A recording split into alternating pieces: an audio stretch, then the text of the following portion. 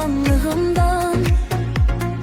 Qalanmadı bircə qoşa, o verdi səni boşa, heyf mənim cavanlığımdan. Ömür keçen yel kimi gitti, bir günüm bir il kimi gitti. İndi düşmürəm yadına, bunu deyin həmin qadına, heyf mənim cavanlığımdan. İndi düşmürəm yadına, bunu deyin həmin qadına, heyf mənim cavanlığımdan.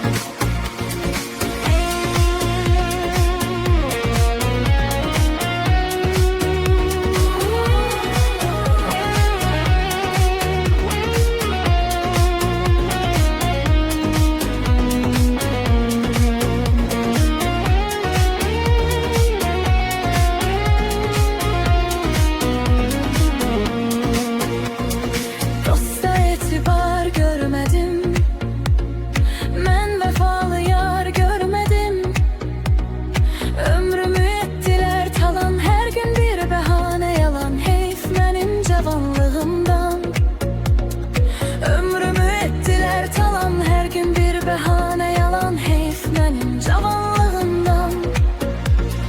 Her gece bir yerde konaklı, dedin dostum nişane salır. Kestiler çöreğimi benim, kırdılar yüreğim hemen, heyf mənim cavanlığımdan. Kestiler çöreğimi benim, kırdılar yüreğimi hemen, heyf mənim cavanlığımdan.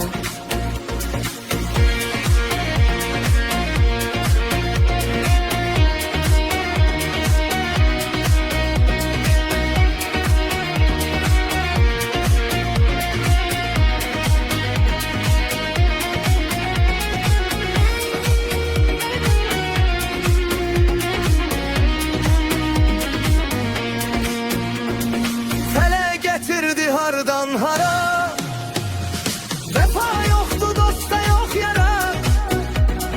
Hamı bildi sade beni, etti istifade beni, heyf mənim cavanlığımdan.